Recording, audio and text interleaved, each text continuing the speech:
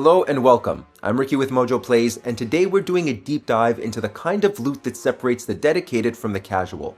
We're talking about items locked behind brutal bosses, insane RNG, and quests that will test your limits. We start by facing down the nightmares of Resident Evil for its best unlockables, then saddling up for the legendary gear hidden in Red Dead Redemption's vast frontier, and finally hunting the powerful diagrams and weapons scattered across the monster-infested world of the Witcher series. I don't want to die. Welcome to MojoPlays, and today we're taking a look at the 10 hardest items you will ever have to unlock across the Resident Evil series.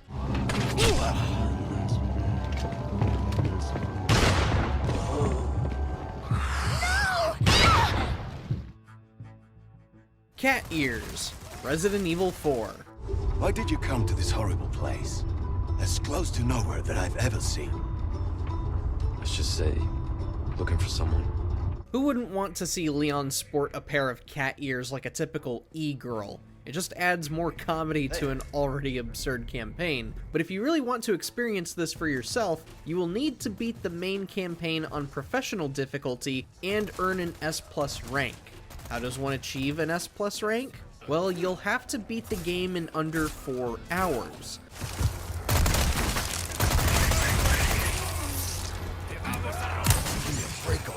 Honestly, the best way to go about doing this is to nail as many level skips as you can and ignore any unnecessary combat encounters as possible.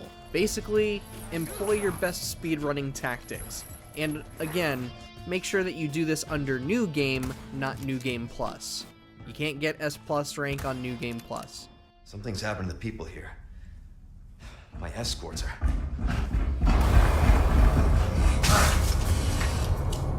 Gotta go. Talk later. Infinite Ammo, Resident Evil 7 Biohazard.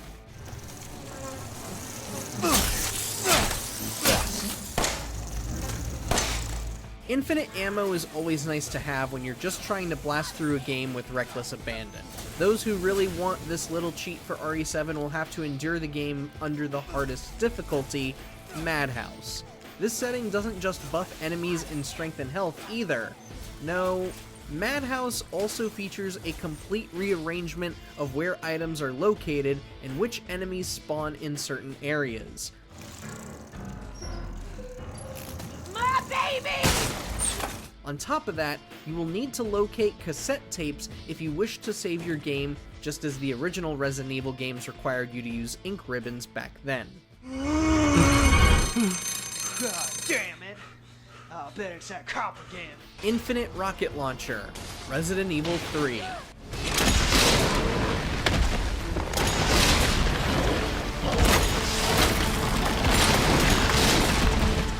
A lot of the time, the hardest and or most expensive rewards to unlock in the Resident Evil games is an infinite rocket launcher. The thing about the launcher featured in RE3's remake is that it is probably the most expensive unlockable in the entire franchise.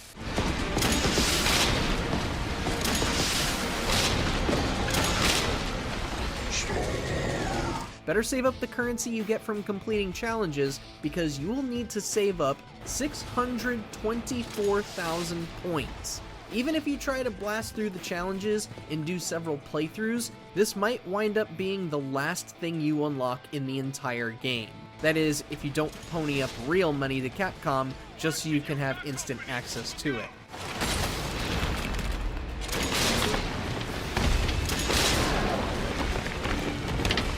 The Infinite Rocket Launcher, Resident Evil 2.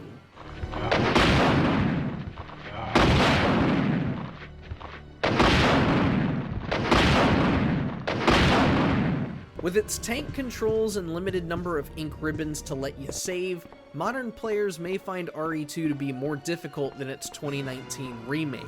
The one weapon that breaks the original RE2 is this, the Infinite Rocket Launcher. Blow any enemy back to hell with as many rockets as you can fire.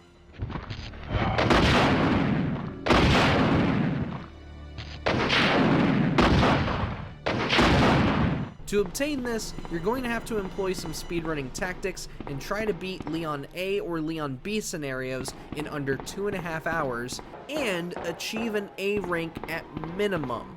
Hope you're used to PS1 controls.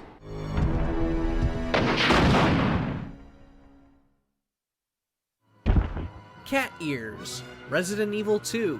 That's right, the rocket launcher isn't the only common unlockable in Resident Evil. A handful of the games also feature wearable cat ears for its respective protagonists. But obtaining a pair for Claire and Leon might be a test of endurance and calculation.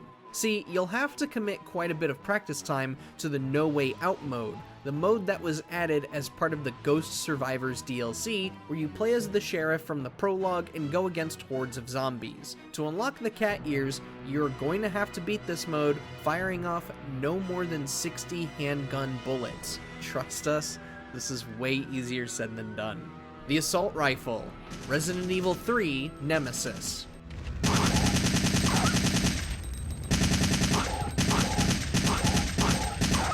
A unique aspect of Nemesis in RE3 is that it is possible to defeat him in some of your encounters. If you manage to do so, you will be rewarded with pretty powerful items. However, you can only defeat him in 7 separate encounters within a single playthrough. If you're gunning to unlock the Assault Rifle, you'll have to find a way to defeat him all 7 times within a single playthrough.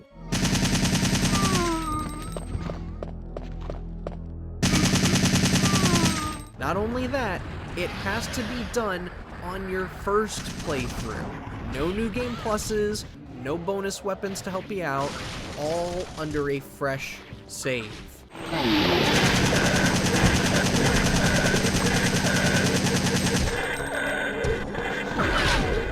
Unlockable costumes, Resident Evil 5.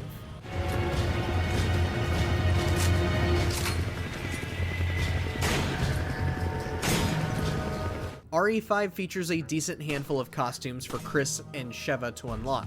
Unfortunately, getting even 1 or 2 of these requires a little bit of collectible hunting, those collectibles being the BSAA emblems.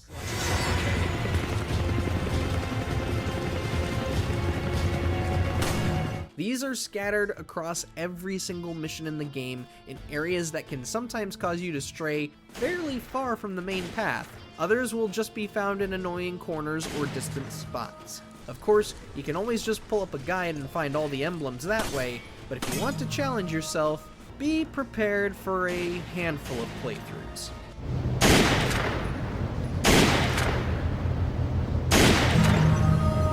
The LZ Answerer, Resident Evil Village.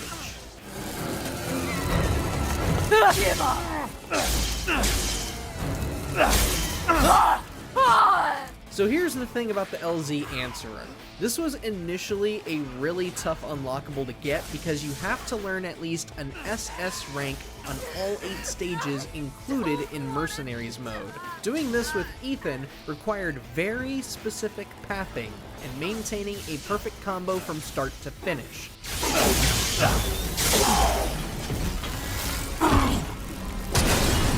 However, this was made easier once Capcom added Lady Dimitrescu, Heisenberg, and Chris in a post-launch update. Even with these new, somewhat overpowered characters, the LZ Answerer is still the hardest item to unlock in Resident Evil Village.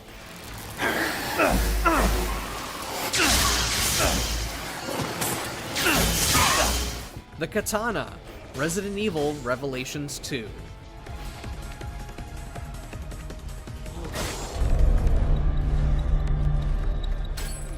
Revelations 2 is packed to the brim with all kinds of unlockables. It kind of gives the game a decent amount of replay value. Sadly, the hardest unlockable you'll have to go for is the Katana, which requires you to beat every single episode under Invisible Mode. What is Invisible Mode? Well, it's where every enemy in the game becomes totally invisible.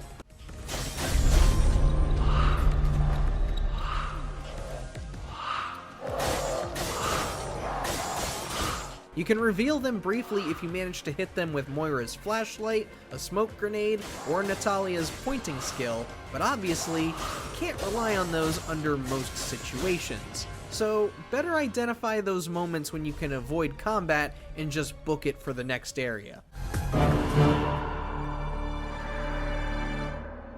And lastly, the hand cannon, Resident Evil 4.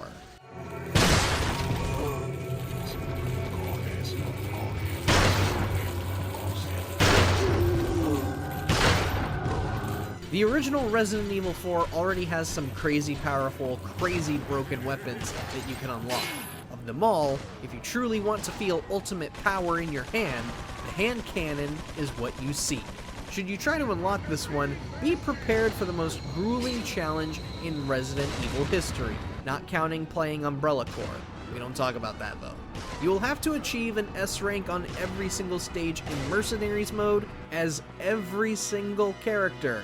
Good luck!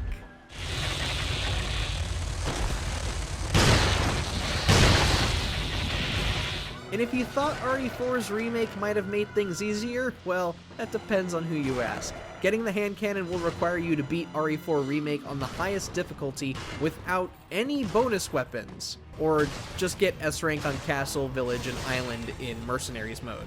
Take your pick.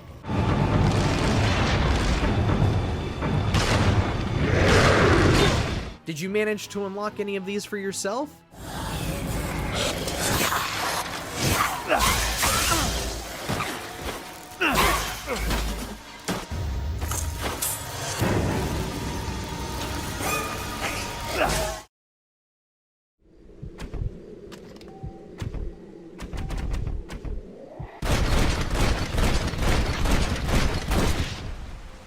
Welcome to MojoPlays, and today we're looking at 10 of the hardest items to acquire in the Red Dead Redemption games. Minor story spoilers ahead. All right, we get her out of here. What about them?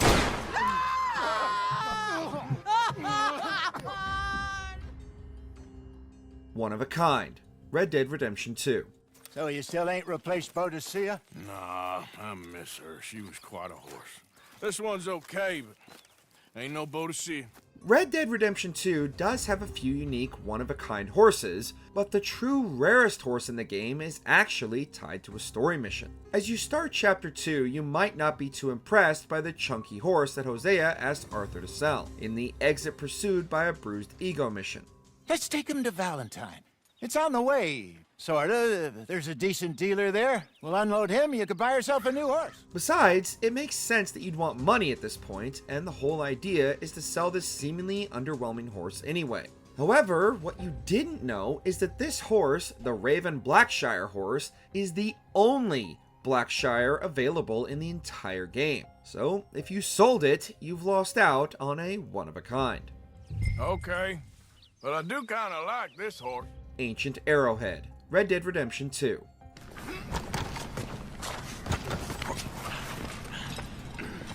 For players seeking completion, or just those who want to collect everything, the Ancient Arrowhead in Red Dead Redemption 2 presents a special obstacle. It's not difficult in the sense that it's RNG based or that it relies on the player's mechanical skill in any way, but to acquire it, you'll have to find and collect all 20 dream catchers in the game. Easy now. If you like the bow, this is definitely something you'll want to do since the Ancient Arrowhead makes your stamina last twice as long while using the bow. As for the dream catchers, they're actually really well obscured, so good luck finding them blind with no help. Once you've found all of them, you'll be pointed towards a hidden cave in the Elysian Pool. Good luck!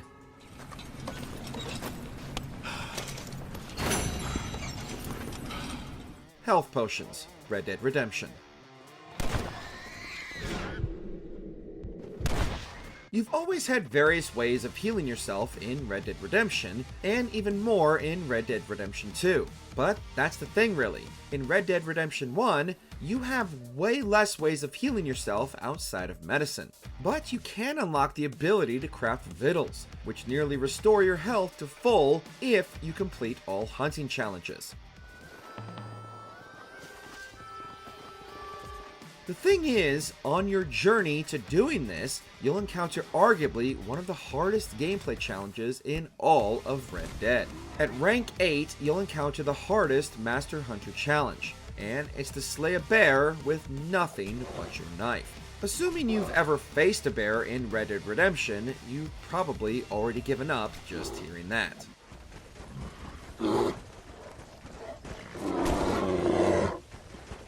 Easy now. Death. Red Dead Redemption Undead Nightmare.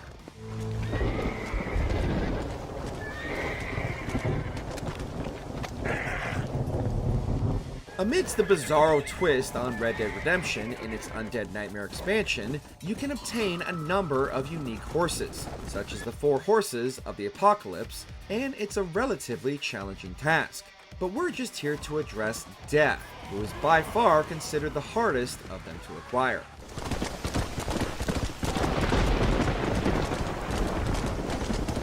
To tame Death, you must first have tamed all the other 3 horses of the Apocalypse, and Death's location is randomized between a pretty large number of locations, so it can actually be pretty challenging to find him. And if you want to acquire the unicorn later on down the line, you'll need Death first. Come on, come on! I'm wide open here! Golden Explosive Rifle, Red Dead Redemption. I hope you made peace with your maker before coming here. You'll see them right soon. Yeah, bastard! For online players of the original Red Dead Redemption, the Golden Explosive Rifle was the biggest flex you could do. It's an extremely rare gun that's equally as difficult to get golden. To get the golden variant of the gun, you'll have to complete all the weapon challenges for the given weapon, or hit 100 headshots in a ranked multiplayer match. Oh, he's a friend of mine. We go way back. That's right.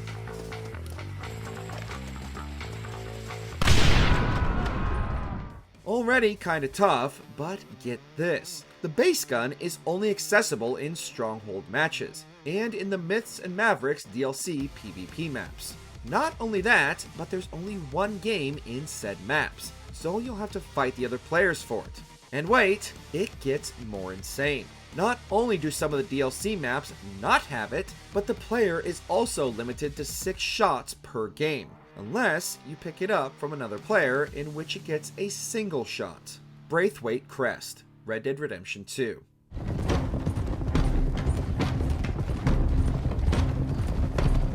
All right, everyone, dismount and come to me. The Braithwaite Crest, also known as the Gold Shield, occasionally is a completely unique and missable collectible in Red Dead Redemption 2, meaning it's literally impossible to acquire beyond the single chance you get. It's exclusively obtained during the story mission Blood Feuds, Ancient and Modern. Jack? Shit!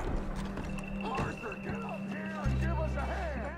You'll have to head through the first room on the left once inside the mansion, where you'll find a fireplace, and on top of it you may find the Gold Shield, or rather the Braithwaite Crest, which you can then loot. If you miss this, you're simply out of luck for your playthrough and will have to start over if you want it.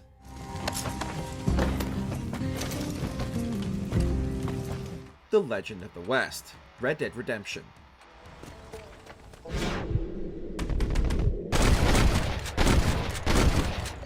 In Red Dead Redemption 1, the Legend of the West outfit is an awesome achievement and one of the coolest outfits in any of the games. But to obtain it, you gotta complete every single challenge. If you didn't get it earlier when talking about the Master Hunting challenges, some of them can be excruciatingly difficult. But that was just one category.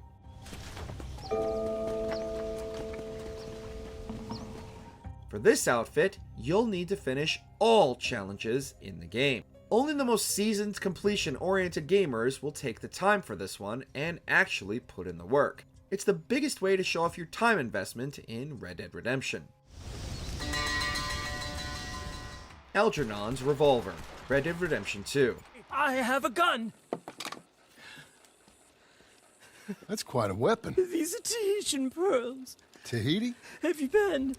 Algernon's Revolver is an extremely unique and ornate revolver in Red Dead Redemption 2. It's widely agreed upon that it's the most difficult traditionally obtainable weapon in the game, but it's not for some weird reason. Instead, it's one of the biggest tests of your patience there is, as the gun is rewarded to you for completing the incredibly obnoxious and lengthy stranger mission, duchesses, and other animals given by Algernon Wasp.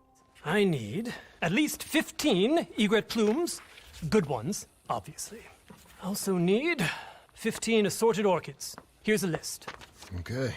See what I can do. It might seem kinda simple at first. All you have to do is collect a massive array of exotic items for him. The problem is, these things' spawn rates are absolutely terrible, and you'll find yourself running back and forth for tons of hours just waiting for something to spawn. It's one of the most time-consuming and frustrating challenges in the game. Take care of yourself, Algernon. Goodbye, James. Think of me fondly. Owlfeather, Red Dead Redemption 2. Even sacred things are only things. People, the heart, matter more. The owl feather trinket in Red Dead Redemption 2 is an immensely useful trinket that'll slow down the drain of each one of your cores, but actually getting it can be really difficult. First of all, it's a missable trinket that's tied to the optional story mission Archaeology for Beginners. Wasting my time.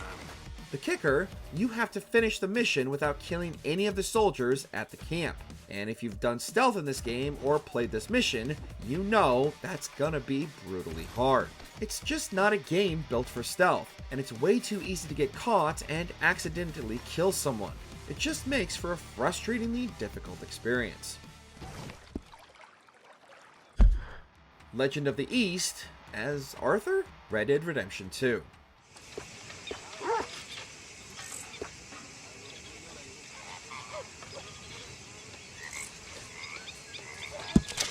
If you know anything about the acquisition of the Legend of the East outfit, you know that it's exclusively available after unlocking New Austin in the epilogue. So you're not actually supposed to be able to do it as Arthur, but you can. To unlock it, you have to complete all 90 of the in-game challenges as Arthur. Disrespect him again and you'll find yourself in a bad time too. All right. Just trying to have a little fun here. It is a game after all, mister. To this day, you can do all of them by utilizing various glitches, and they are brutal, especially the New Austin stuff. Prior to unlocking the region, you'll be magically instantly killed by invisible snipers upon entering the region. However, for some reason, they can't shoot through horse carriages, and that's just one example. The most difficult thing or item you can acquire in all of Red Dead Redemption 2 and 1 is undoubtedly the Legend of the East outfit on Arthur. It's the most extreme challenge any of the games have got to offer. Well, I'm alive, Miss Grimshaw. These girls, Mr. Morgan, they're driving me to despair. Let's begin. Welcome to MojoPlays, and today we're looking at the grindiest items to get in the Witcher franchise. Beware, there may be spoilers ahead, so watch at your own discretion. Behold, your Arendite. We've met before. Tessa Mutna Armor Set, The Witcher 3, Blood and Wine. Sure you know what you're doing? I can only hope I do. Please, let's go. The longer we delay, the less control I shall have of my faculties. Our first entry comes from the widely adored expansion, Blood and Wine. The Tessa Mutna armor is a unique heavy armor set, with an amazing set bonus. When wearing 3 pieces, you regain health after every kill. This bonus gets better the more armor pieces Geralt wears. So, what makes it hard to unlock? Well, if you know what you're looking for, it's a breeze. You can find it in the vampire lair during the quest La Cage au Feu. If you complete the quest before finding it, then you'll have to restart or reload a save to find it. It's completely missable. You have to dig deep during the quest to acquire it. Alfieri Gear, The Witcher 3, Hearts of Stone. Managed to recover all your diagrams. Want to be relied on, this I knew. You restore the faith I might have in men. Now for one of the coolest looking gear sets in the game, coming from the first expansion, Hearts of Stone. To obtain it, you'll have to complete the quest From Alfieri's Distant Shores, requiring you to hunt for each component's respective diagram. There are 10 pieces of Alfieri gear in total, including horse gear, swords, a crossbow, and an entire armor set. Wearing 8 of them will also net you the achievement I wore Ophiri before it was cool. The set's bonuses are some of the best in the game. Everything gives you giant sign boosts, and the swords give you a hefty increase in critical hit chance and damage. If you're a completionist, crafting this set is a must.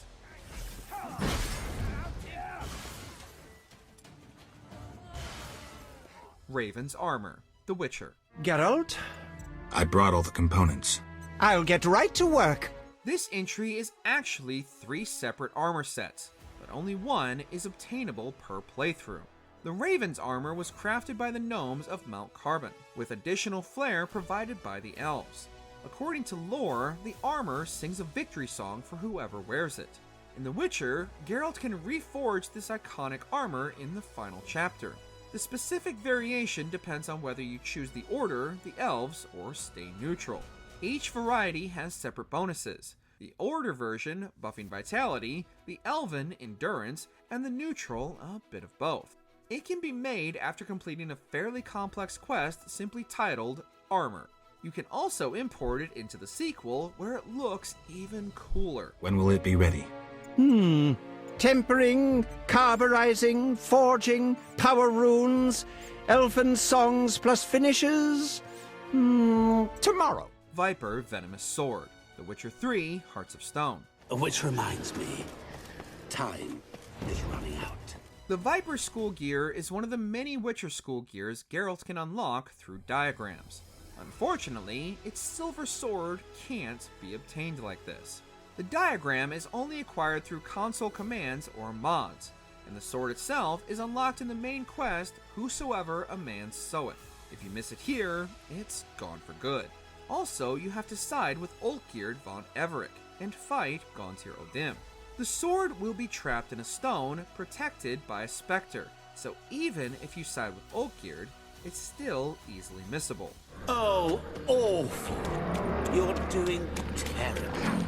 The Kingslayer's Outfit, The Witcher 2, Assassins of Kings. Renounce magic, I tell you! Shatter your towers and crystal balls! Break your wands and burn your hats! The second Witcher title can be pretty punishing on normal difficulty, but on dark mode, it's a whole new beast.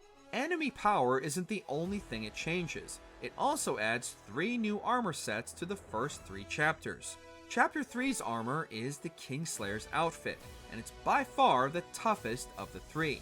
It comes in 6 parts and costs at least 7,900 orens to craft, not including material prices. It's got the highest armor rating, which is more than needed in dark mode, along with a variety of amazing effects, making it the game's best armor. I was clean during our bout. You're a con. They should call you Numa the Cheater. Hengaith Armor, The Witcher 3, Blood and Wine.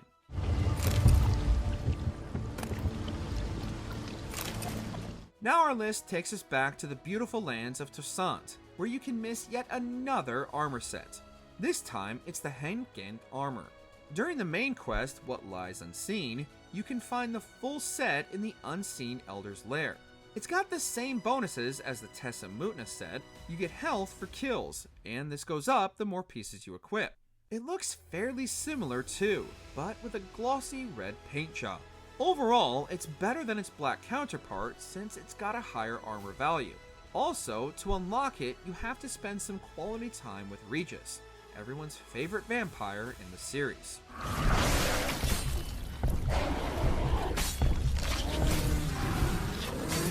Grandmaster Legendary Ursine Armor, The Witcher 3, Blood and Wine.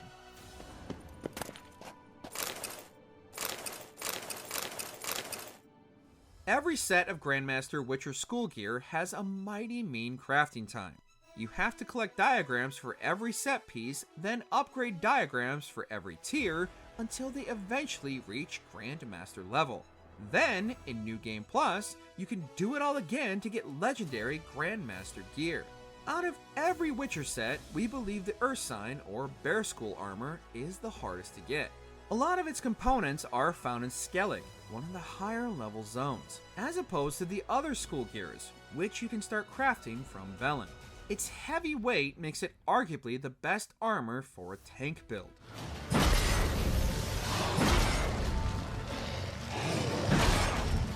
Moonblade and Gavulture, the Witcher.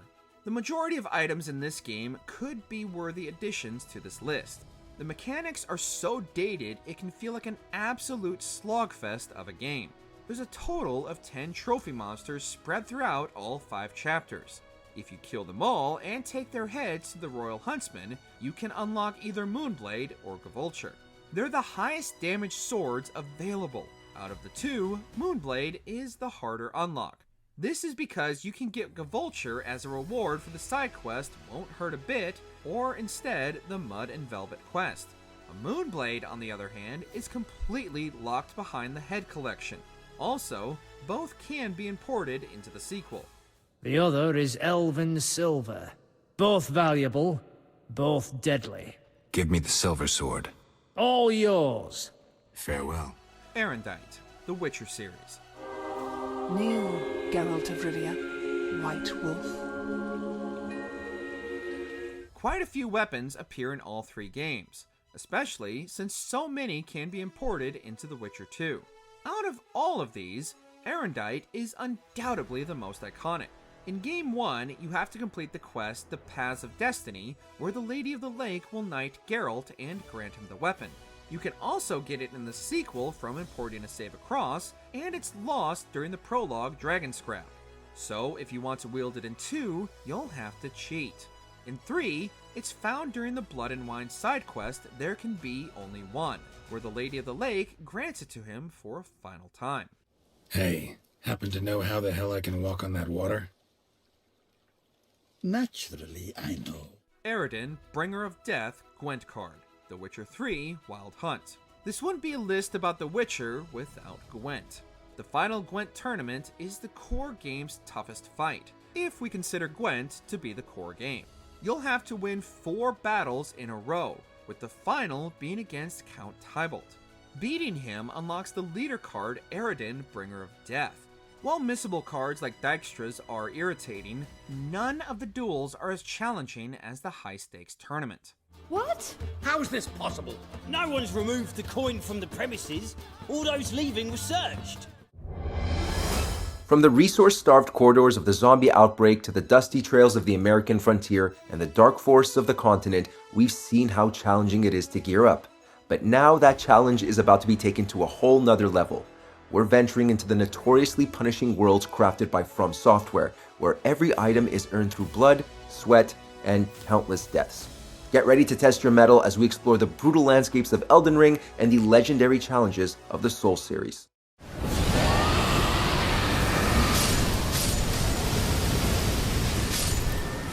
Welcome to MojoPlays, and today we're counting down the weapons and objects across the lands between that are the trickiest to obtain.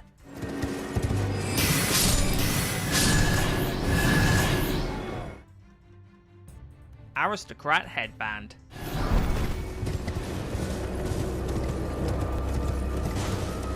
Maybe you're sick and tired of your tarnished adorning the same old headgear. Maybe you fancy adding some extra bling to their cranium. Maybe you want them to appear more regal. Or maybe you're just eager to get the full aristocrat set. Either way, you're going to have to hunt after plenty of noble sorcerers for the slimmest chance to have it appear. Hope the shine is worth the grind, because like many of Elden Ring's rarest drops, you've only got a 0.5% chance of snagging it. Octopus Head.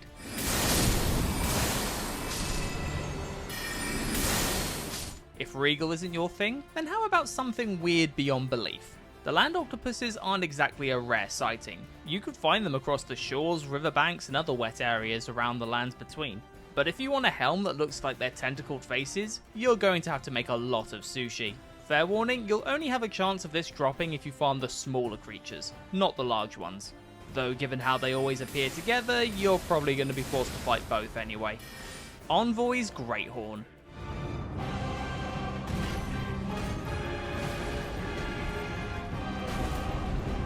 Have you ever looked at those pale, bulbous creatures with the giant trumpets and wondered, I want a piece of that. If so, then congratulations, you have a 2% chance of snagging its weapon. You'll find these giant Oracle envoys mainly in Miquella's Haligtree, which in itself is a pain to get to. Why are we still here? Just to suffer. From there, it's a case of traversing the unbalanced terrain, slaughtering the few that you can find, and praying they drop this colossal instrument. Otherwise, it's rinse and repeat. Ripple Crescent Halberd. In the market for a pure arcane weapon with plenty of reach to it, then you better be ready to go Albinauric hunting. Across the Urnia of the Lakes, you'll find these miniature troll-like amphibians patrolling in droves. They aren't difficult to dispatch, but you're going to have to cut down a mighty lot of them if you want any chance of getting this halberd. Whether you think it's worth it in the long run is up to you given its 2% drop rate, but it's certainly neat to have on hand to skewer enemies when you storm Raya Lucaria Academy. Imp heads. Nobody likes imps. Every time you enter a dungeon, you can be sure these little bastards are waiting around a corner, armed and ready to pounce on you every chance they get. But if for some reason you like the cut of their jib, then you have the chance to steal their stone faces for yourself. Imp heads come in quite a variety, from fang to long tongue to cat to wolf to lion to corpse to elder. Acquiring them is insanely tricky, as you'll have to chase after specific imps in specific catacombs, with a 0.5% chance of getting the head you want. Woo! Yeah, baby! Halo Scythe and Clean Rot Spear. Faith-based fighters, your time has come. These two weapons are ideal for your scaling. Both the Clean Rot Spear and the Halo Scythe offer incredible Ashes of War, boost immunity, and are ideal when charging your way through monster-infested territory. The only issue is that both are a pain to get, since it requires besting and farming through Cleanrot Knights who wield the weapons themselves. They're tricky to find and are by no means a breeze to overcome.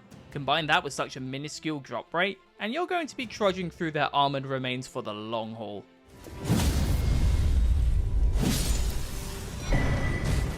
The Celebrant Trio. A set of weapons whose primary effect increases the amount of runes earned per kill sounds like the ideal way to farm. Maybe buff a few levels before tackling the next boss. They even come in 3 versions, so you can pick your poison. The problem? You guessed it, exceptionally difficult to find, even though they can all be found in the same place. Used by the residents of the Windmill Village, if you want to get your clutches on the Celebrant Cleaver, Sickle or Rib Rake, then you're going to have to take down as many of the crazy crones as possible. It's a 1 in 3 chance with a 0.5% drop rate apiece. Good luck. You don't want to be like this. This is disgusting. This is awful in every way. Noble's Estoc and Noble's Slender Sword.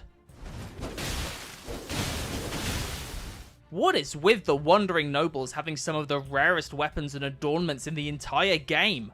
Despite being the most basic of enemies, found casually wandering around all parts of the map, they also have 2 blades to their name that you, what else, have a 0.5% chance of claiming. The Estoc and Slender Sword are decent and flashy weapons that any early to mid game Tarnished would be happy to own, save for the fact that by the time you get around to grabbing them, you may have already wandered into the end game.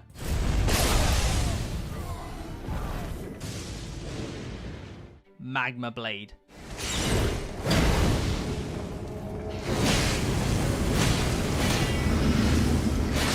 A weapon designed for strength builds with the added benefit of unleashing waves of fire.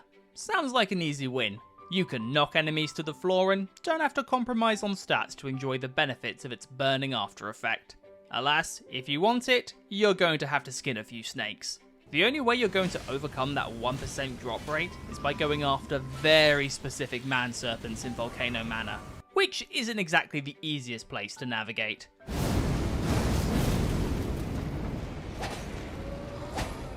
Black Dumpling.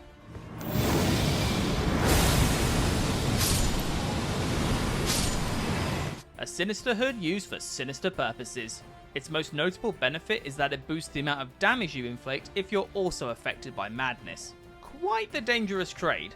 Not that you'll have much of a chance to test it for yourself, since for the faintest possibility of earning this helm, you'll have to kill 1st generation Albinaurics found in Lanedale and Volcano Manor. All the power to you, since you'll have to cycle through some of Elden Ring's most treacherous areas, hunting after a select few enemies, all for a 0.5% drop rate. There's commitment, and then there's this.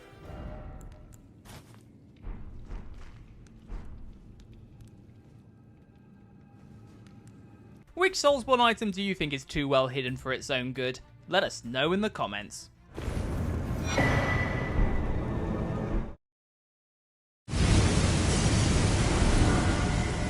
Welcome to MojoPlays, and today we're counting down our picks for the weapons, items, and other gear from across Soulsborne games that are mighty tricky to get your hands on.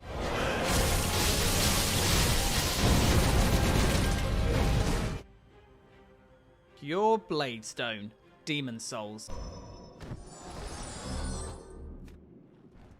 Any Demon Slayer worth their salt is going to need to upgrade their blades if they want to cut their way to victory against the endless tirade of monsters lurking around every corner.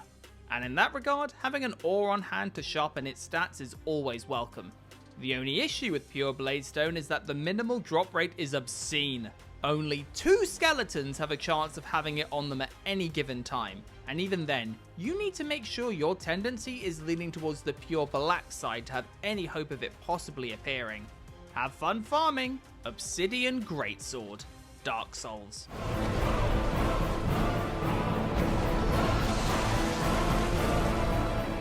The chance to snag a rare weapon from a boss, no matter how difficult, is a challenge most Souls players are more than happy to undertake. Except here it's not whether or not you can kill the enemy, it's how. As one of the better greatswords you can hope to get your hands on, you might think it worth tangoing with Black Dragon Calamite.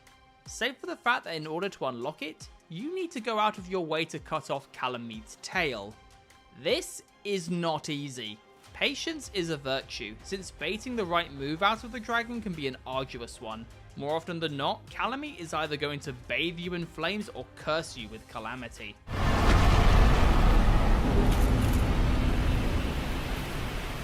Ghostblade, Dark Souls.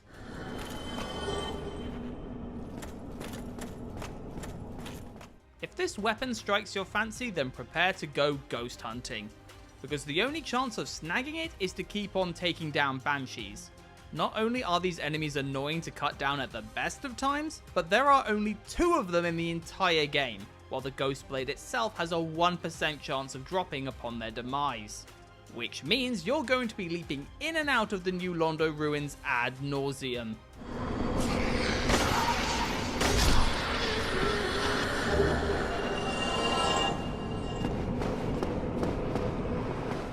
Illusory Rings, Dark Souls 2.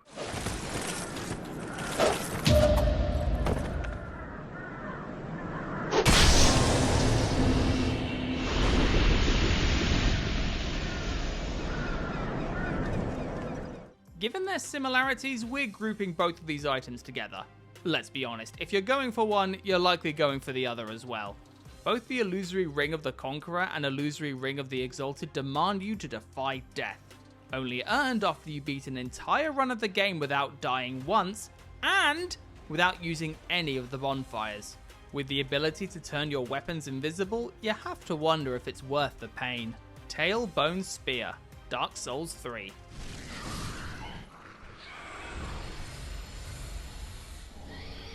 For those of you who fancy yourselves collectors of every weapon in a Dark Souls game, or for some reason you just really like the look of this particular piece, then good luck, because the Tailbone Spear is not easily snatched.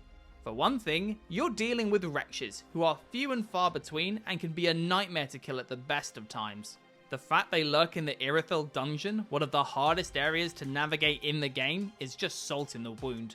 Combine that with a low drop rate, and you're going to be spending a lot of time getting up close with these abominations and their penchant for stabbing.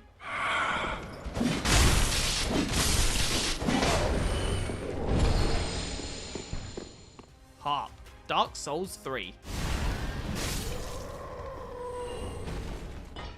The Undead Settlement is not a fun place to linger. The locals are bloodthirsty, love to hide in the shadows, and seem to have no end to them. Still, if for some reason you've been dying to get your hands on one of the weakest weapons in the game, then you're going to have to hunt around for a particular peasant hollow, one with glowing red eyes. Even then, with only a 2% drop rate, you're likely going to be spending a serious amount of time in this dilapidated undead cult compound.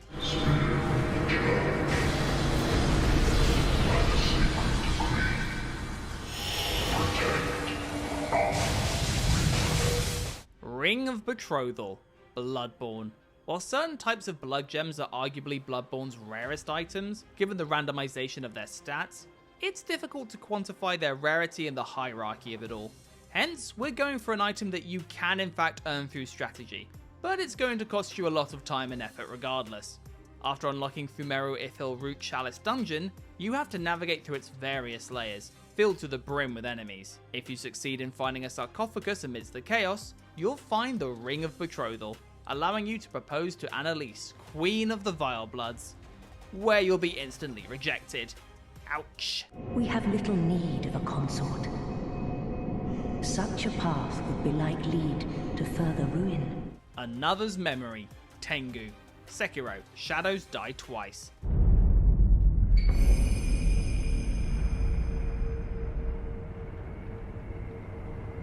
Given how its mechanics are fundamentally different from others in FromSoft's catalogue, hunting down items, weapons, and attire isn't really baked into Sekiro's bones.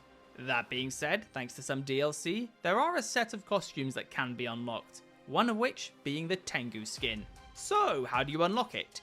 You have to beat the Gauntlet of Strength Severance, aka a boss rush featuring the heaviest hitters in the game. The Guardian Ape, Corrupted Monk, Genichiro, Great Shinobi Owl, and Sword Saint Ishin. One after another. Better become a parry god quickly or get ready to die a lot.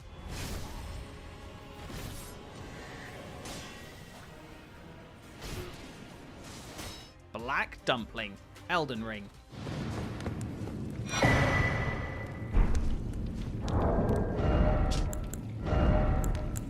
Aside from offering a few bonuses when infected with madness, there's little this helm can offer.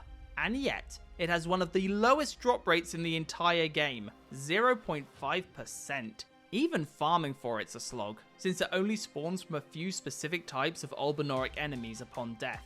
So unless you're a colossal fan of rummaging around the darkest corners of Castle Sol and the royal capital, waiting for a couple of pale husks to re-emerge, this dumpling will prove to be your sanity's downfall. Monk's Flameblade, Elden Ring. A 4% drop rate might sound like a marked improvement from other items, and for a curved sword with a slick as hell design, what could possibly be the downside? Well, there's the fact it only appears after defeating one specific fire monk. Just one, among the entire rabble. Not helped by the fact the nearest site of grace isn't exactly a hop and a skip away, which means the amount of back and forth is potentially going to be immense, depending on your luck of the draw.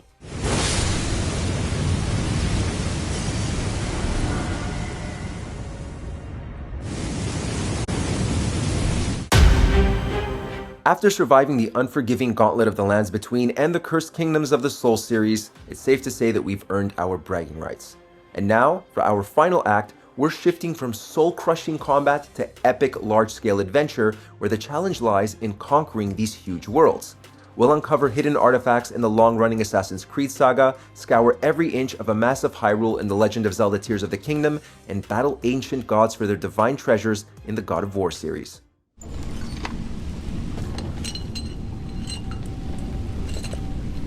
Welcome to MojoPlays, and today we're looking at the hardest weapons, armor sets, and other items to unlock in Assassin's Creed. I'm a little on edge, Captain. The prospect of Captain Kidd's treasure and the mysteries that lie with it have me a trifle spooked. Officer's Outfit, Assassin's Creed 4, Black Flag.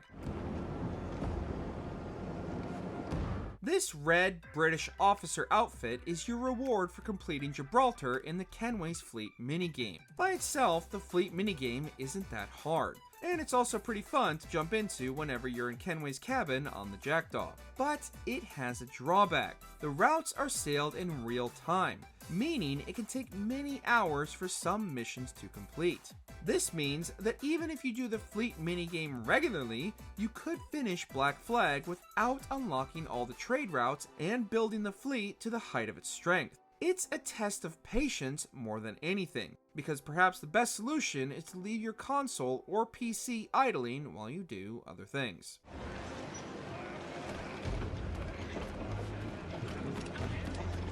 Harp of Perseus, Assassin's Creed Odyssey. Brice, wait! Greek heroes are known for their iconic weapons, and there are plenty to be found in Odyssey, the dagger of Kronos and Poseidon's trident among them. But the hardest to attain is definitely the Harp of Perseus, because it's your reward for slaying Medusa. Medusa remains arguably the most difficult boss in the franchise, far harder than all the bosses in Valhalla and its DLCs. So getting the Harp of Perseus is no mean feat. It's not clear whether the Harp of Perseus is one of the Swords of Eden, though other swords do appear in Odyssey, and it seems plausible that it is. It definitely contains Isu technology at the very least.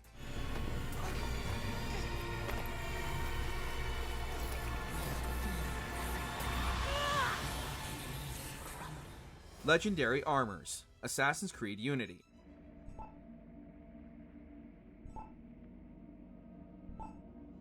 These ones aren't exactly hard to get, more annoying, because they cost an absurd amount of in-game currency. The legendary Sans Culottes set can't be won on a mission reward, and instead requires all 5 pieces to be bought for hundreds of thousands of livres. This is an absurd amount of money to acquire in Unity, even with Cafe Theater earning as much as it possibly can. So, why did Ubisoft make it so expensive? Of course, it's to try and force you to buy Helix credits. Each legendary item costs 1,000 of them to hack, about $10 of real-world money.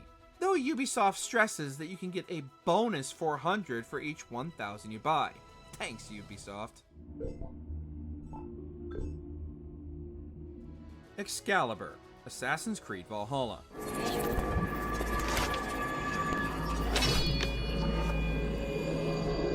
The days of the mythological King Arthur had already passed by the time of Valhalla, but traces of him remain throughout England. To unlock his legendary sword Excalibur, you have to collect all 11 lost treasures of Britain, which are found across England. Many of them appear on the map as mysteries, but others are held by zealots of the Order of the Ancients. Like the mercenaries in Odyssey, the zealots roam across the map.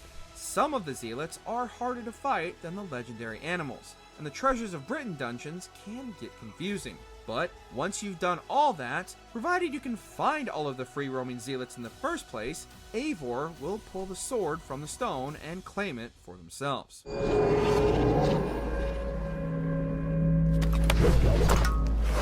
Sir James Gunn's Armor, Assassin's Creed Rogue.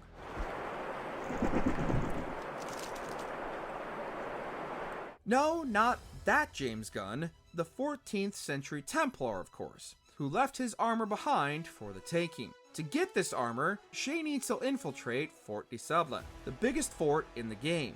It's ruthlessly controlled by the French and enemy gang members. It's a long and tedious mission where Shay has 11 chests to try and loot, all while avoiding detection because he's one of the weaker Assassin's Creed protagonists in hand-to-hand combat. Despite Rogue's short length, it has many more outfits unlocked by collection quests too, like the Viking armor and sword that offer a small taste of Valhalla 6 years early.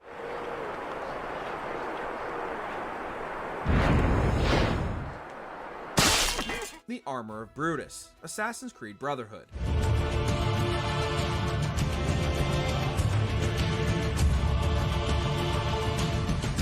To get this unique armor, you have to complete all of the layers of Romulus as they open up gradually throughout Brotherhood. It's one of the few items that can't be just bought from the blacksmith once Ezio starts earning massive amounts of money as Rome's new landlord. Unlike the assassin tombs in the previous game, the layers of Romulus are more varied and include combat, stealth, and parkour challenges, which make them harder. Brotherhood is already arguably the hardest game in the series, and going for gold with this armor just makes it harder. All of the layers other than the first one are optional though.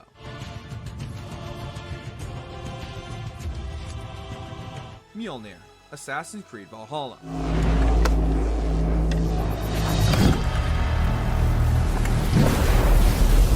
soon as we heard that Assassin's Creed was going to the Viking Age, the question on everyone's lips was whether we'd be able to wield Thor's legendary hammer, Mjolnir. The answer, of course, was yes, but only if you're worthy, which means fulfilling some stringent requirements. First, you have to defeat all 3 of the Sisters of Larion to unlock the full Thor armor set, which is a difficult feat in and of itself. You then have to finish the story and return to Norway, because Mjolnir only spawns in one location and only after story completion. Its location is also not marked on your map, so it's even harder to find without a guide. But it's along Norway's most northern coast, the same route you sail to get to Yggdrasil, and you must have Thor's armor equipped to be able to loot it. The Aegis, Assassin's Creed Syndicate. You don't suppose they've got another suit back there, do you? That one looks a bit tight for me. This unique armor is your reward for collecting all of the music boxes, aka Secrets of London. Unlike all the other collectibles in Syndicate, there's no in-game map you can buy that reveals their locations to you. Instead, you have to scour London bit by bit and keep an ear out for the music, following it to find the box. After all that, head down into the underground assassin vault to finally collect this lost Isu armor, known as the Aegis. Only Eevee can equip it, but it makes a nice change from all the dour Victorian costumes, era appropriate as they are. It's also got a visual effect which seems to glitch in and out, showing that the Animus is having trouble perceiving it.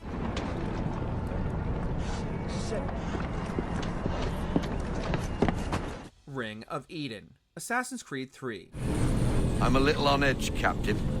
The prospect of Captain Kidd's treasure and the mysteries that lie with it have me a trifle spooked. Another game-wide collection quest, Assassin's Creed 3 gives you so many trinkets to pick up that it's hard to know what's worthwhile and what's not. Finding all the almanac pages is more trouble than it's worth unless you're a devout completionist, and you may get bored of the hunt for Captain Kidd's lost treasure before you find out what it is. It turns out to be the legendary treasure of Oak Island. After collecting every piece of the treasure and using those to get various pirate maps, Connor can unlock the Oak Island memory, solve the riddles, and get the treasure.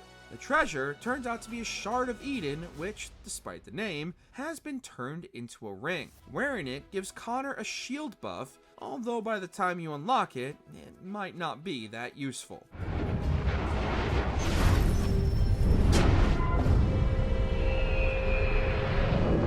Skeleton Crew, Assassin's Creed 4, Black Flag.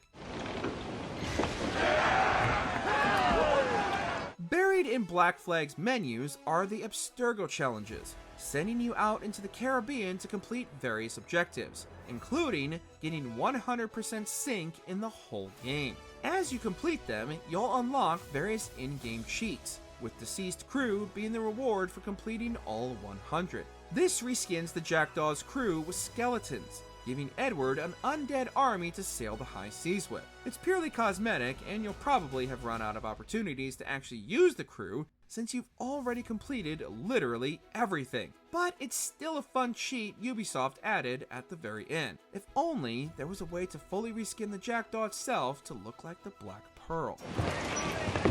Join us, or die.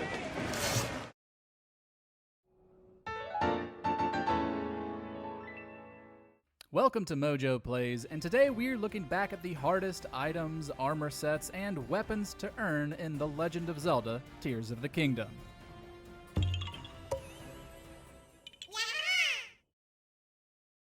Zant's Helmet. In the depths are several coliseums that provide combat challenges, most of which don't pose too big a threat.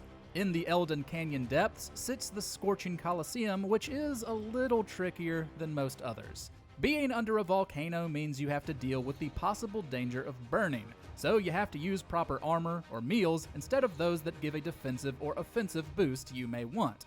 You face 5 fights of gloom-covered moblins, 2 red, 2 blue, 2 black, 1 silver, and then a group of 4, 1 of each variant. The difficulty depends on how early you find this place, and getting through it earns you Zant's Helmet, highly useful since it grants Link the unfreezable effect when worn.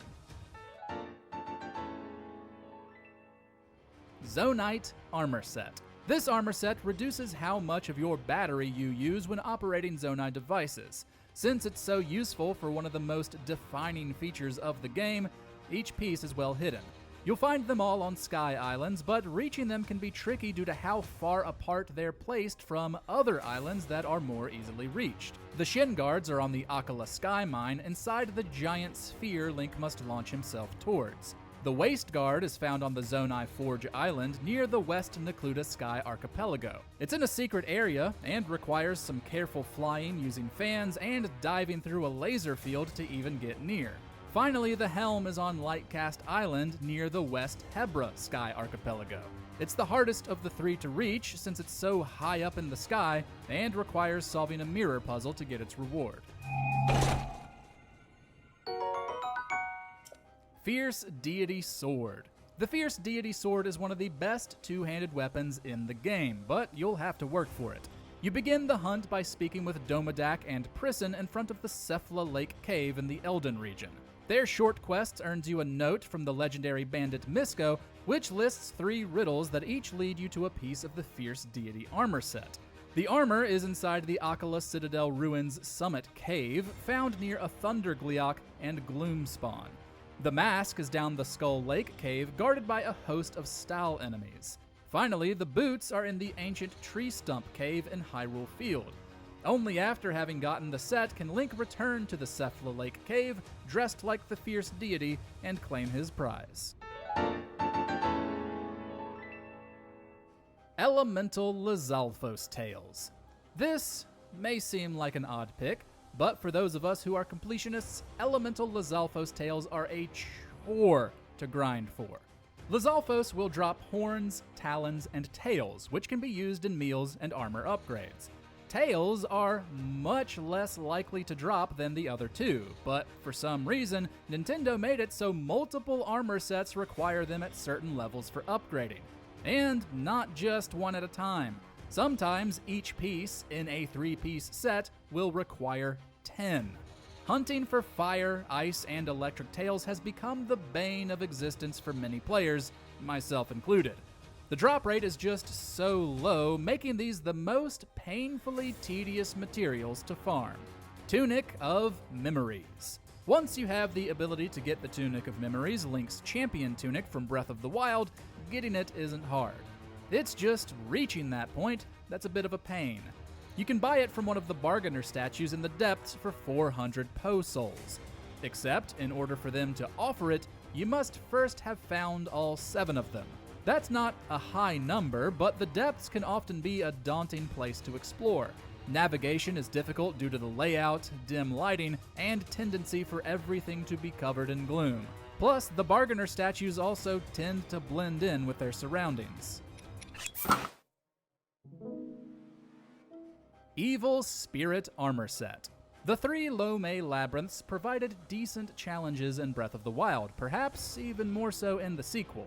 Found by the Akala Ancient Tech Lab in the Gerudo Wasteland and the far north of the Hebra region, Link navigates gloom-covered corridors to make it to the center. Once he does, it activates a counterpart in the sky.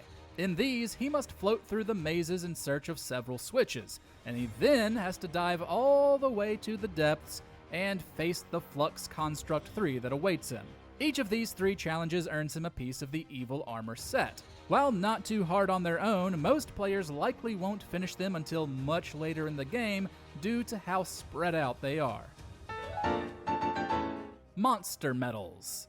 There are 6 types of overworld mini-bosses that, when Link defeats all of them at least once, will get him a medal from Greylands at Lookout Landing. The medals don't do anything or grant any benefit, just act as completionist rewards. We're lumping them all together, but some are obviously easier than others.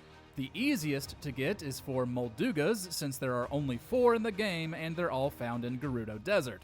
The others are much more tedious. There are 87 Stone Taluses and 69 Hinoxes. While those fights are pretty easy, that's still a lot of monsters to track down. That's not to mention the 40 Froxes, 35 Flux Constructs, and 14 Gleeoks, the last of which make for pretty tough challenges. Scimitar of the Seven and Daybreaker. After completing the story quests of the main 4 sages, certain NPCs can craft a weapon of one of the champions from Breath of the Wild. For each one, they're created using a specific weapon as a base, 3 diamonds, and 5 pieces of flint, or wood in the case of Rivali's bow. Diamonds aren't exactly easy to come by, nor are the specific weapons. However, Urbosa's armaments, Scimitar of the Seven and Daybreaker, edge out the others in terms of difficulty for 2 reasons. They're 2 items instead of 1, so you're required to track down both a Gerudo Scimitar and shield. And it's the only case that's preceded by a side quest, where Link must save the blacksmith from a Molduga. Personally, the Scimitar is also the one I go back for most frequently after it breaks, since it can reach some of the highest damage numbers when fused with the right materials. But that just means more diamond farming. Froggy Armor Set. One of the most worthwhile quests you can follow in Tears of the Kingdom is potential princess sightings. Pin is one of the best side characters, each individual quest is fun, and there are some great rewards to earn along the way. That doesn't change the fact that it's incredibly long and requires a lot of dedication. Link teams up with the Rito Reporter to track down 12 different stories, each found at a different stable across Hyrule. Most of the time, you'll get paid for your work, but you get a piece of the Froggy Armor Set after you complete the 4th, 9th, and final quests. It's worth doing for multiple reasons, including the slip resistance the set gives you while climbing wet walls, or slip proof after it's upgraded twice. Ma! Dispelling Darkness Metal. As I said earlier, exploring the depths can be a daunting task. Interacting with light roots can make it easier, since they literally light up the space around them. Still, the depths are the same size as the surface, and some of the areas can get pretty tricky to navigate. If you interact with every light root, of which there are 120, you do get a reward. Well, a medal that doesn't do anything, but a reward nonetheless.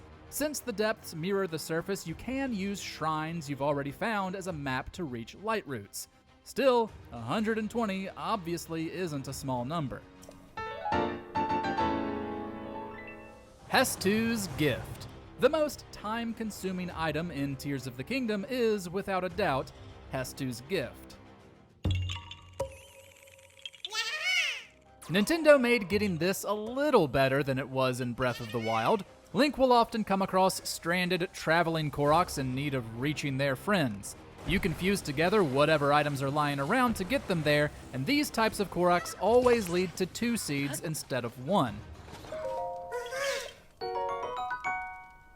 Still, there are a ton more just hiding around the overworld.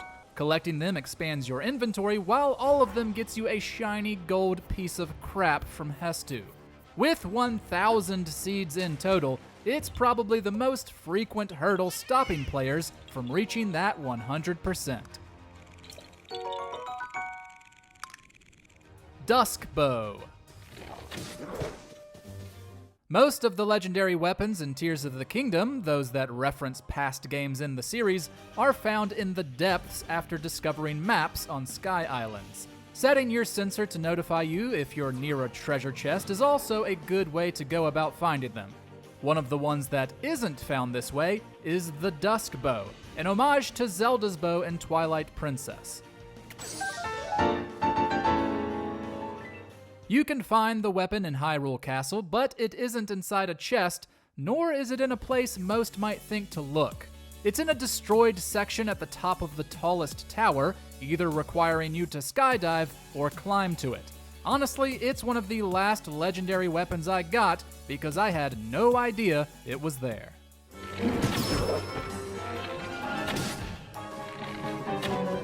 Robbie's Fabric. Hey! There are a few paraglider fabrics that take a lot of effort to unlock. In the case of Robbie, the eccentric scientist in Hateno Village, it's more tedious than actually hard, but still takes an absurd amount of time. In order to get this, you have to completely fill out the Hyrule Compendium. That means pictures of every monster, material, animal, and piece of equipment found across the game. Of course, you can pay him for pictures to shorten the time, but each one costs 100 rupees.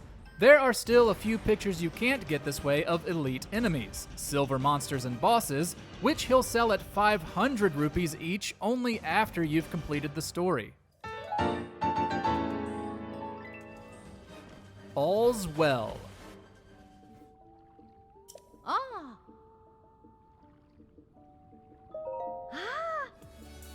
There are plenty of wells to be found in Hyrule, 58 to be exact, and after Link meets the NPC Farah, who's hiding in a random well, she'll head to Lookout Landing and give him the task of tracking the rest of them down.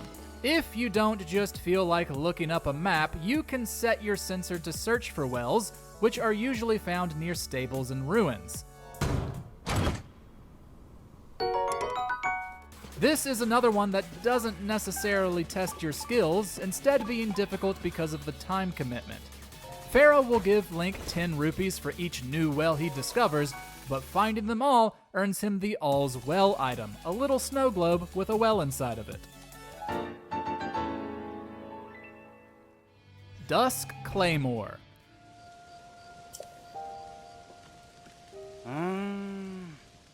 Here we have another weapon that references Twilight Princess. If Link heads to the Typhlo ruins near the Great Hyrule Forest, he'll meet Kazul, a researcher investigating the area. He'll point Link towards 4 stone slabs, each with a riddle on it. In order to fully solve them, you'll need to first beat the 4 main dungeons so that Link can gain abilities from the sages, which is a big reason why the Dusk Claymore earns its spot.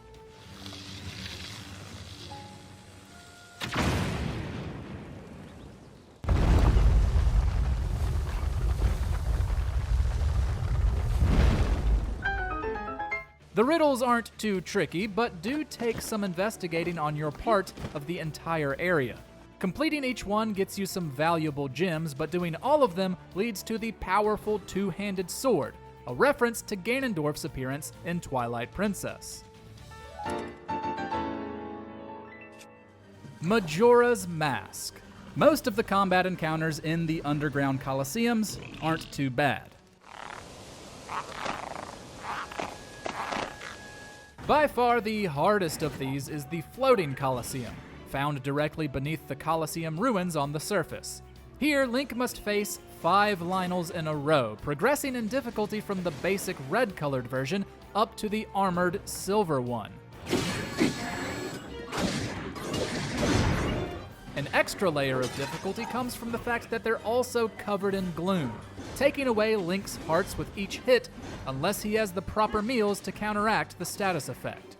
It's worth the effort though, as it gets you Majora's Mask, which makes it harder for most enemies to notice and attack you while wearing it. Armor of Awakening set. Clearly, there's a lot of armor to track down in Tears of the Kingdom, but the Armor of Awakening is harder to find than most others. It requires following a series of riddles left by the great bandit Misko. The first riddle is found in Gorombi River Cave in the Elden region. This leads you to a spot in the Tabantha frontier guarded by a flame Gleeok, which houses the Tunic of Awakening and the next riddle.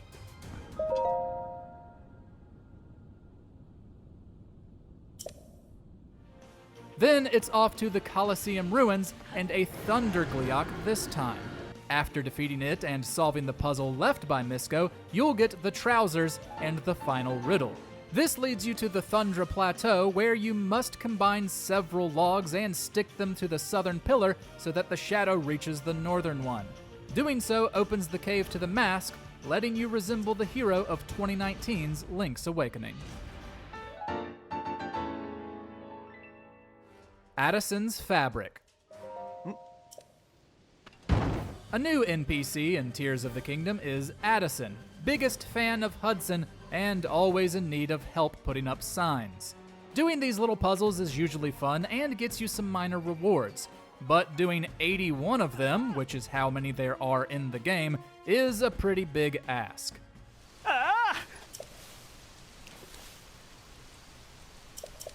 While some are easy to find on the side of the road, others are off the beaten path. and it isn't as if they get marked off on your map or have a way to search for them with your Purapad. But if you're feeling up to it, completing them all will make Addison so happy, he'll give you his own special fabric for your paraglider. Whoa. Colton's fabric.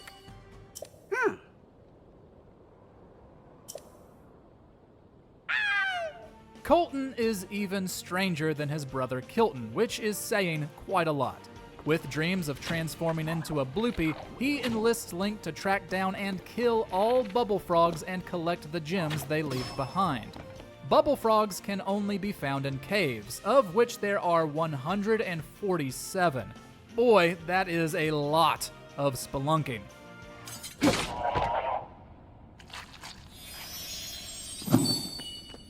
You can light up caves at cherry blossom trees, though doing so will still light up caves you've already been to.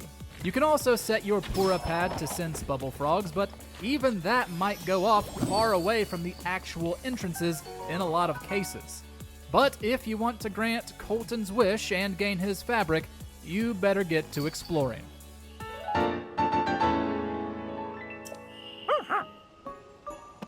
Ancient Heroes Aspect.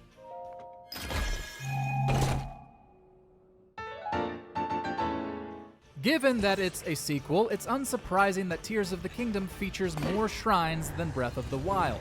There are 152 across the surface and sky. Some of them are simply a Raru's Blessing, challenging you with reaching them by obstacles, strong enemies, or transporting a giant crystal to the proper spot. However, 152 is still a pretty big number, and the ones that take away Link's gear and weapons can be a particular pain. However, if you put in the work and conquer all of them, you'll earn the Ancient Heroes aspect. Not only does it make Link resemble the Zonai warrior who fought Calamity Ganon 10,000 years before Breath of the Wild, but it has some of the highest possible defense in the game.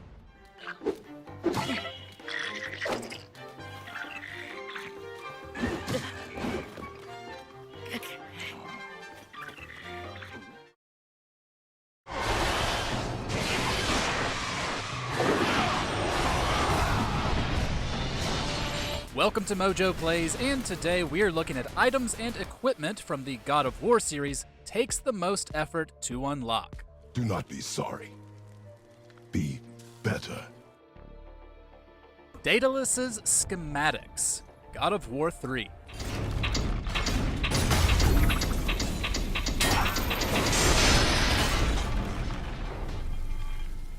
We'll start off with one that isn't too big a hassle, but can be easy to miss. In general, finding the godly possessions in God of War 3 isn't all that challenging. Most of them, Kratos can grab either right before or right after each character dies. However, Daedalus's schematics are a little trickier than the rest.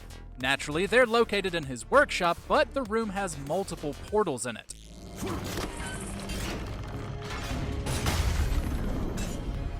You have to pull a lever to raise the ballista up, then run up a wall into the portal facing downwards. This leads to another lever, which lowers a platform with two chests. Back by the ballista, firing it into the portal directly ahead will drop the chests, one of which holds your prize.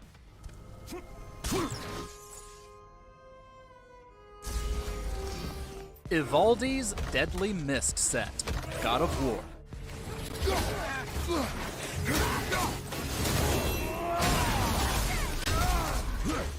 Niflheim can be a fairly intimidating realm when you first encounter it. Covered in a deadly fog, Kratos and Atreus will be given a time limit for how long they can stay there, and if the bar depletes, they'll quickly die. However, only by continuing your exploration will you get armor that can help you. There are several resources that can only be found here, hidden in chests and guarded by enemies. By taking these resources to Sindri, he can craft you Ivaldi's Deadly Mist armor set, which not only gives you resistance to Niflheim's mist, but gives Kratos minor health regeneration.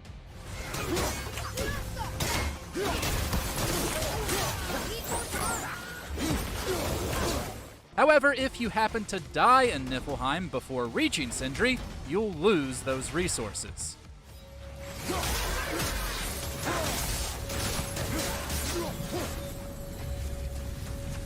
Dark Odyssey costume. God of War 2. Let him open the door! The battle is ours!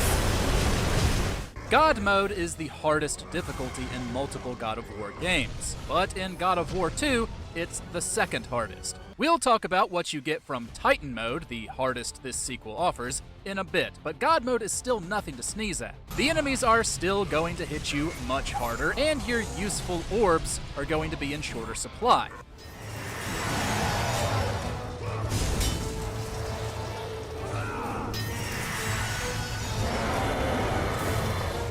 By completing this game on this difficulty, you'll get the Dark Odyssey costume. It cuts your defense in half, making any replay just a bit more dangerous. But it also doubles your attack power and makes it so red orbs go a lot further in upgrading your weapons.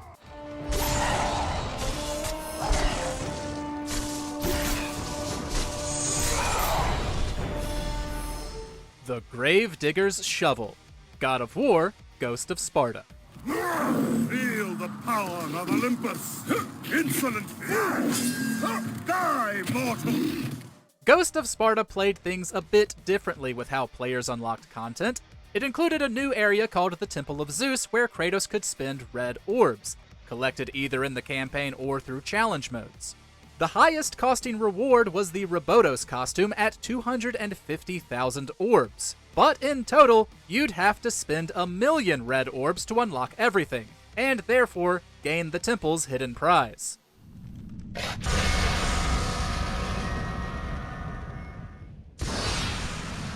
While you get these orbs just by playing, that's still a lot of work. But by doing so, you'll be led to a secret area with the Gravedigger's Shovel, which unlocks the ability to play as Zeus in the game's combat challenges.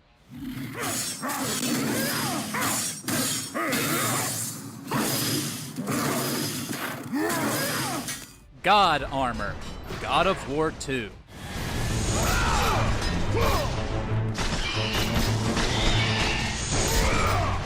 Kratos may start the game wearing this armor, but you have to work extra hard to get it back. After beating the game, you'll unlock the Challenge of the Titans, 7 combat encounters that can be a major pain. Some of them task you with defeating enemies a specific way and within a time limit, which can be nerve-wracking. However, there's also one where you must defeat all enemies before Kratos runs out of health, which is constantly draining.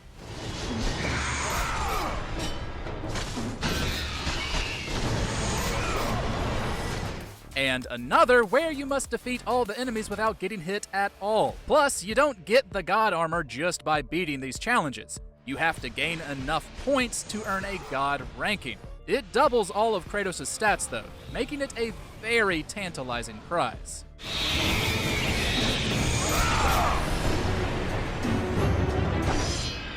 Steinbjorn Armor Set, God of War Ragnarok.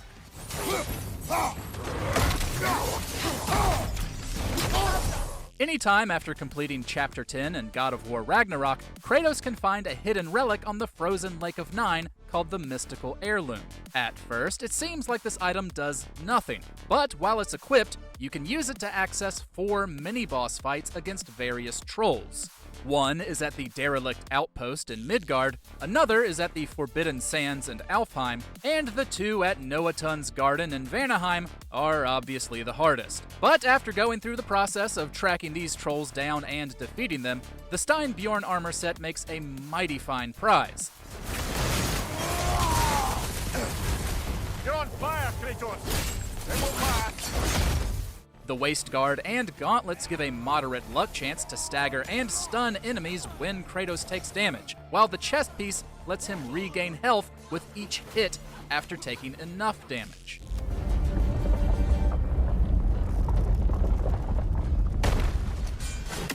The Blazing Magma Armor Set.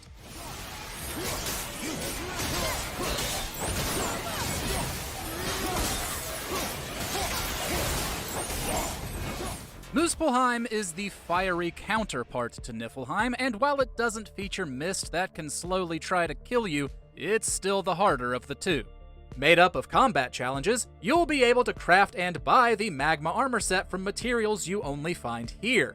Doing so only takes a few fights, but if you want to take full advantage of what it can offer, you'll need to put in quite a bit of effort.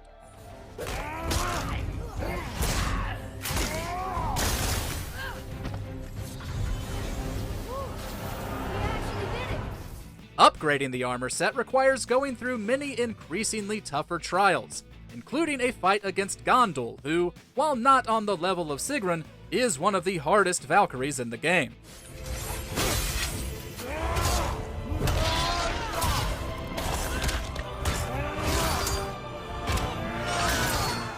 General Kratos, God of War 2.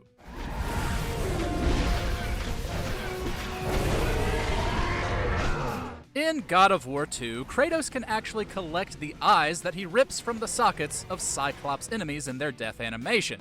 And if players want the General Kratos costume, they'll need to yank out 20 of them. This may seem tricky at first, given there aren't 20 individual Cyclops encounters in a single playthrough. There are other ways though, like farming them in the Challenge of the Titans or fighting them in the Arena of the Fates, which adds to your total.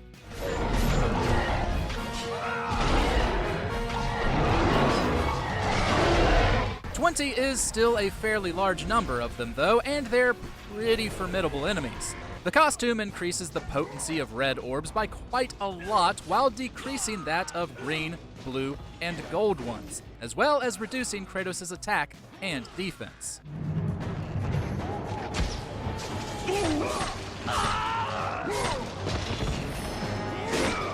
Hilt of Forsbrander, God of War Ragnarok. In 2018's God of War, killing all of Odin's ravens only got you XP, but in Ragnarok, they get you something pretty neat. After hunting down all 48 of them across the realms, which, trust us, is no small feat, you'll unlock a secret boss fight against the Raven Keeper. She's essentially a souped-up revenant, but that's still one of the most annoying enemies of the franchise's Norse era. She'll frequently teleport around the arena and bring in minions to whittle away your health, but at a quarter health, she'll summon a freaking dragon. Here it comes!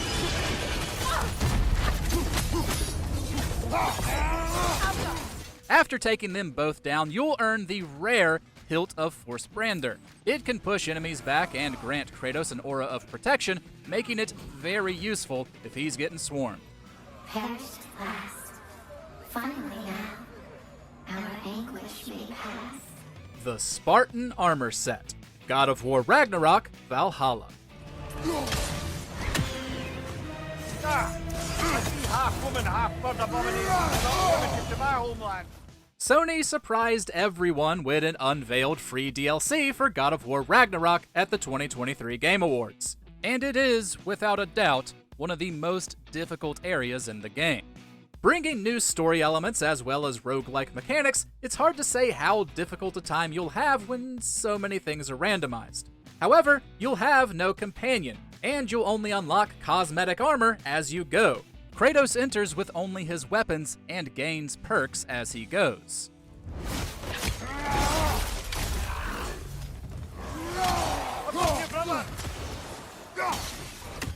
Additionally, considering there are a ton of bosses inside, you'll definitely be tested. While there are additional challenges, beating it once gains you the Spartan armor set, and the ability to make Kratos look like his Greek-era self.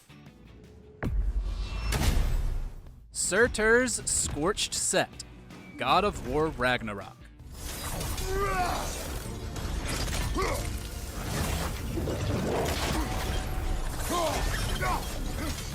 Ragnarok brought back the combat challenges of Muspelheim, but unlocking the armor here is a bit more of a time commitment. You'll need to have already completed the 6 Crucible challenges, which unlocks the final challenges. You've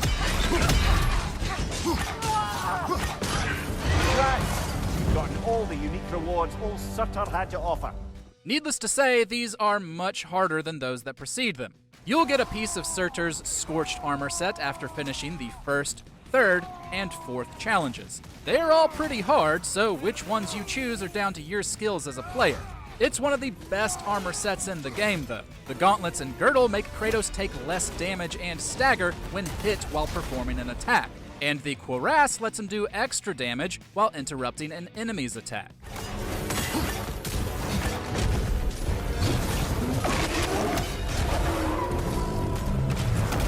Mime of War.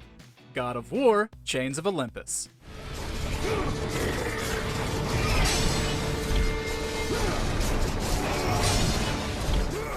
There are a lot of unlockables in God of War that you can only get by beating an entry on the highest difficulty. For Chains of Olympus, you get the Mime of War costume. It isn't as simple as just starting the game on God mode, as it's called. The difficulty level is only unlocked after beating the game once. Not only do enemies naturally hit harder, but orbs are only worth half as much.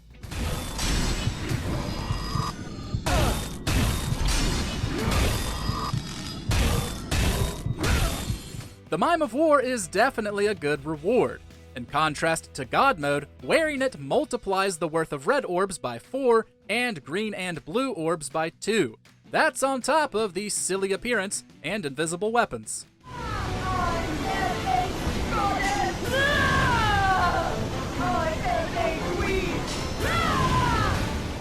Armor of Zeus, God of War.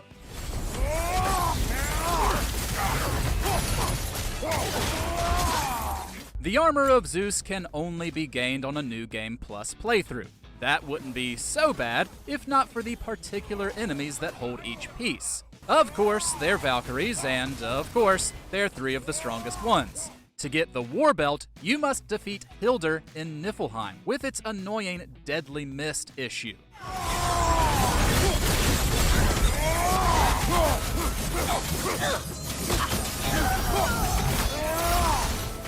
The gauntlets are earned from Gondel and Muspelheim, who has extremely destructive fire attacks.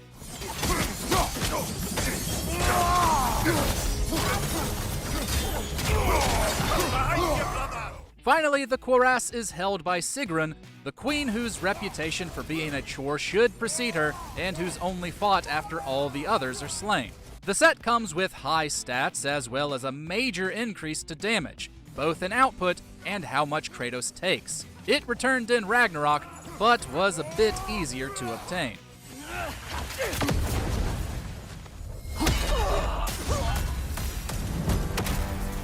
Ghost of Sparta, God of War, Ghost of Sparta.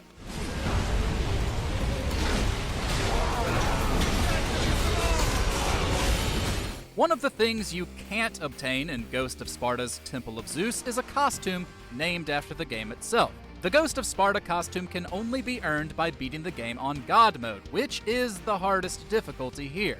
Naturally, that means it's only for players with the skill and patience to pull it off, as bosses and enemies can absolutely shred you. You might find it not even worth the effort.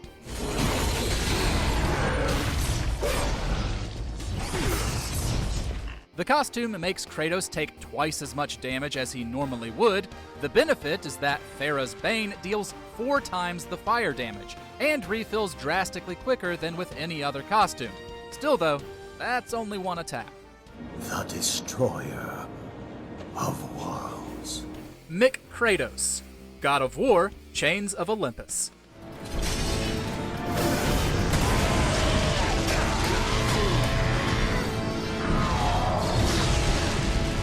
It's a shame the newer God of War games don't have the silly costumes of the Greek era. In Chains of Olympus, the Mick Kratos costume made the Ghost of Sparta resemble a Scotsman, complete with bright red hair, a kilt, and gigantic axes in place of his blades of chaos.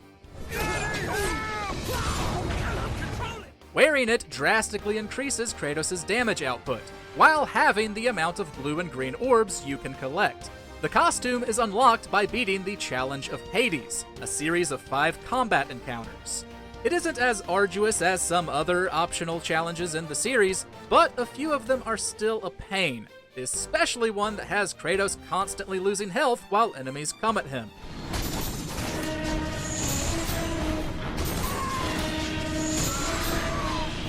Rond of Obliteration, God of War Ragnarok, Valhalla.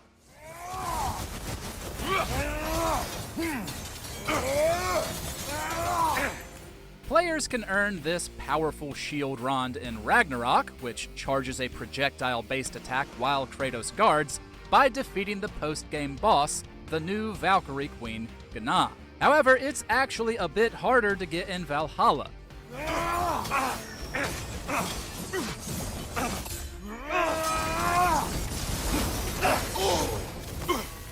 You must reach the end of the DLC, conquering the most challenging fight against Tyr on the Show Me Mastery difficulty, which is the highest difficulty offered. But that's not all. You must also choose the penalty of breaching affliction at the beginning of your run, which makes you weaker and slowly drains health without outright killing you. Honestly, props to those of you who have done this, because I could not be bothered.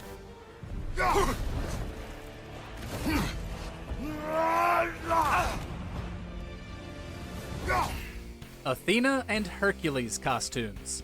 God of War 2.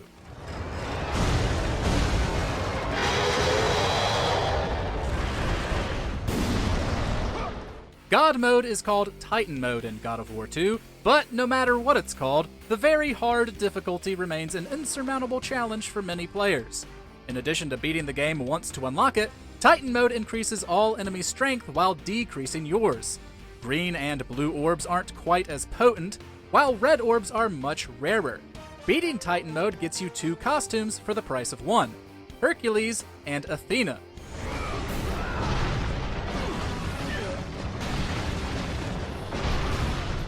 The Hercules costume doubles your power while halving your defense, and the Athena costume increases the value of red, green, and blue orbs while also giving a decrease to defense.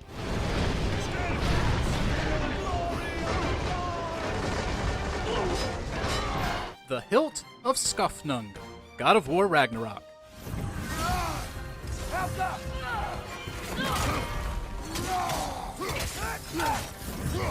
Technically speaking, Kratos gets this hilt upon starting the Fit for a King quest in Ragnarok, but actually being able to use it, that's the tricky part. Players must hunt down and defeat all 12 berserkers, a couple of which don't fight alone. Not only are they naturally scattered throughout the realms, but they're on par with the Valkyries from the 2018 game, which is to say, they're gonna beat the crap out of you.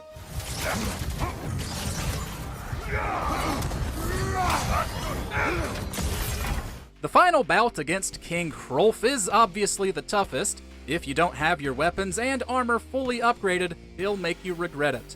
Thankfully, the hilt is worth it once you can actually use it. It summons a group of ghostly swords that make every enemy encounter a breeze.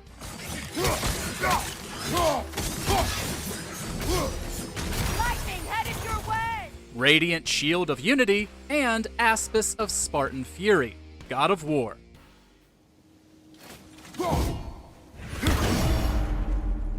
Every God of War game is hard if you play on the highest difficulty. With less opportunities to heal than the original games, the Norse ones may just have the edge. But that's far from the only issue. For the 2018 installment's Give Me God of War difficulty, enemies are not only stronger, quicker, and more durable, but their status effects also deal more damage and last longer.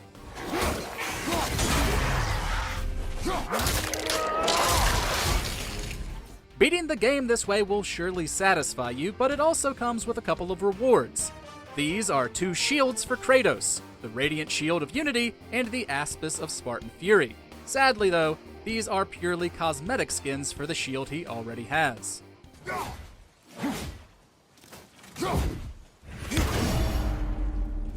Challenge of the Gods costumes, God of War 2005.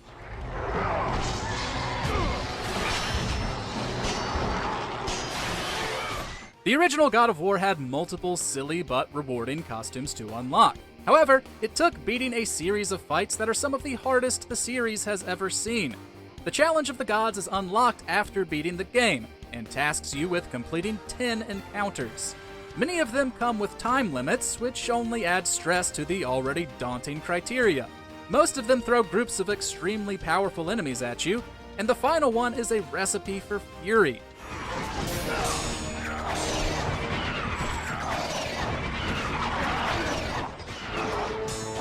Kratos must raise a platform by defeating satyrs and Cerberus pups, who endlessly spawn and take up quite a bit of room on the minuscule platform. If you have the patience, this unlocks Chef of War, Ares Armor, Bubbles, Tycoonius, and Dairy Bastard.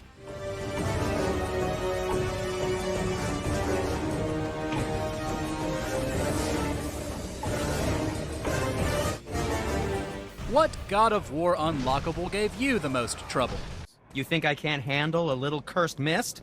Well, you're right. And there you have it. From tense horror corridors to vast open worlds and punishing boss arenas, developers have made one thing very clear. The best rewards are reserved for the most dedicated of players.